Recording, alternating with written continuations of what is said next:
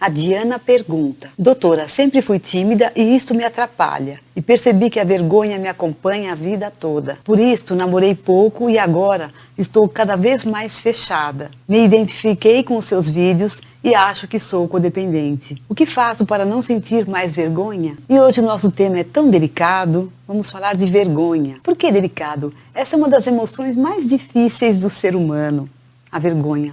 Para muita gente é muito mais fácil assumir, por exemplo, eu tenho medo, algumas coisas, do que vergonha. Por outro lado, todos nós sentimos vergonha. Todos nós já tivemos motivos, ou nem que sejam motivos da nossa própria cabeça, para sentir vergonha.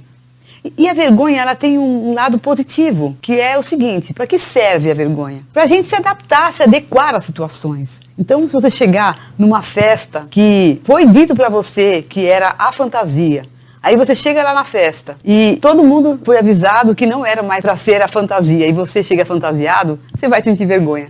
Por quê? Porque você não está adequado, você não está ajustado àquela situação. Então, é esse o objetivo da vergonha, que a gente se adeque, que a gente se ajuste ao ambiente social, às regras, aos costumes da nossa cultura e sociedade. Por outro lado, a vergonha, ela é útil durante momentos, minutos, não é para uma pessoa sentir a vida inteira. E aí, quando eu falo assim que todo mundo já sentiu alguma vez na vida, eu parei quando eu estava fazendo esse vídeo, pensando no vídeo, eu estava pensando em mim, né, os motivos que eu já tive vergonha. Muitas coisas. Quando eu era pequena, meu pai dizia várias vezes que quando eu ria, eu abria muito a boca. Por que precisava abrir tanto a boca para rir? E aí, daí para frente, quando eu ria, eu punha a mão na frente da boca. Até hoje eu vejo pessoas que fazem isso e aí eu me lembro de mim. Uma bobeira, mas gente, quem não teve as suas bobeiras na vida, né? Então, assim, claro que já passou, hoje eu dou risada e se minha boca estiver grande, que se alguém se incomodar, sinto muito, né? Mas, aliás, você sabe que para eu sorrir, para eu rir, não é nada difícil, né? A minha boca já ajuda, né? Por ser grande, né? Ok, tô brincando, gente, mas é só para vocês perceberem que todo mundo sente vergonha. E isso eu levei por muitos anos, da infância até por muitos anos, adolescência e tal. Ainda bem que um dia passa essas coisas, né? Então, isso é muito comum. E, assim, claro que vários de nós já tiveram aquela vontade de dar um Ctrl Z na vida. Sabe aquele momento que você fala: ai meu Deus, que horrível, né? Que situação que eu estou. Se eu pudesse Ctrl Z, fazer com que isso não tivesse acontecido, seria a melhor coisa da minha vida, para nunca mais me lembrar disso, né? Mas não dá para dar Ctrl Z na vida, né, gente? Que alguém não vai inventar um dia um jeito da gente fazer isso, hã? Quem sabe, né? Pois bem, então vamos falar desse tema, que eu falei que é delicado, eu estou falando assim meio rindo para ficar mais leve. Existem dois tipos mais comuns de vergonha. Primeiro, o que a gente chama de vergonha externa. É uma vergonha que é menos grave, porque a vergonha externa é aquela que você está numa situação, como eu falei na festa. Quando eu falei disso da festa, eu me lembrei daquele filme, meu Deus, como é o nome do filme? O Diário de Bridget Jones, que ela chega numa festa fantasia, que ela tá com uma roupa toda sedutora e bonitinha lá. E aí tinham avisado todo mundo que a festa não era mais da fantasia, né? Por isso que eu lembrei desta cena quando eu falei disso. Mas então, isso é uma vergonha externa. Por que ela não é muito grave? Porque você pode sair da situação, quer dizer, o máximo que você pode fazer é relaxa ali, daqui a pouco você sai da festa, vai embora para casa e tá tudo certo, deixa para lá, já foi. Porque serve de aprendizado também, né?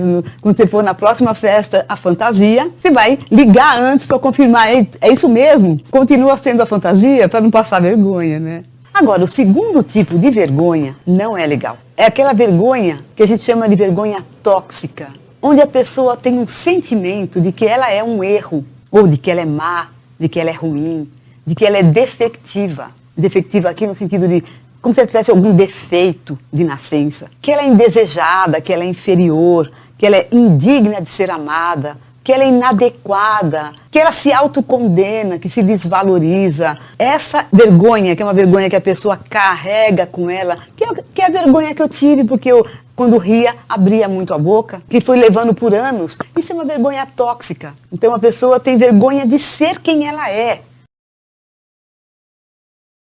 Gente, isso aí é horrível. E por que uma pessoa acaba tendo uma vergonha tóxica? Geralmente por influências dos primeiros cuidadores, pai ou mãe, que falavam coisas como aquela que meu pai falou. Ela tem algum traço físico diferente da maioria, ou tem mesmo alguma deficiência física, ou uma dificuldade de timidez, como contou para nós a Diana, porque a pessoa que é tímida, ela já se sente de alguma maneira menos valorosa ou inferior às outras pessoas. E isso é diferente de ser uma pessoa fechada. Algumas pessoas são fechadas, são mais introvertidas, mas não tímidas. E algumas pessoas são tímidas.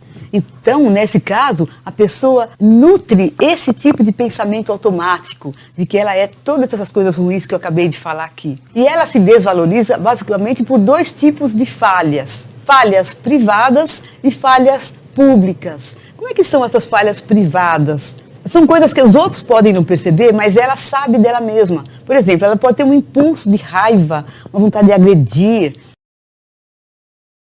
Ela pode se sentir uma pessoa egoísta. Ela pode ter desejos sexuais que são inaceitáveis do ponto de vista da nossa sociedade. Então, alguma coisa que ela sabe dela mesma, que ela se envergonha, mas que ninguém consegue perceber. Então, isso a gente chama de falhas privadas. Eu estou falando como a pessoa se vê.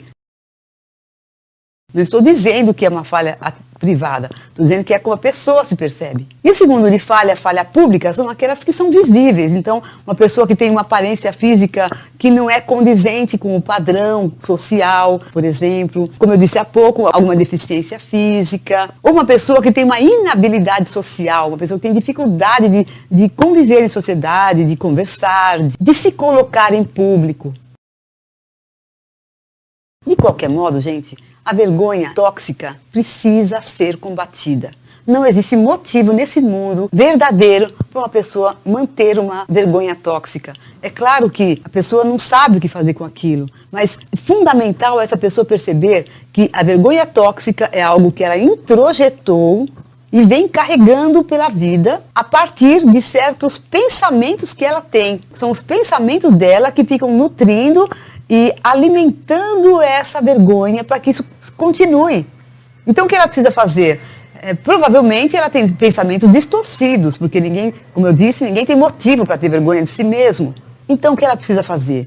Trabalhar esses pensamentos, se não for sozinha, com ajuda profissional, mas para que ela entenda que cada um de nós é um ser divinamente criado, um ser único, com talentos, qualidades, características únicas. Nenhum de nós vale pouco, nenhum de nós não tem valor. Então a pessoa precisa trabalhar os seus pensamentos distorcidos para que ela consiga enxergar o seu brilho e o seu valor, para pouco a pouco ir jogando fora essa vergonha tóxica.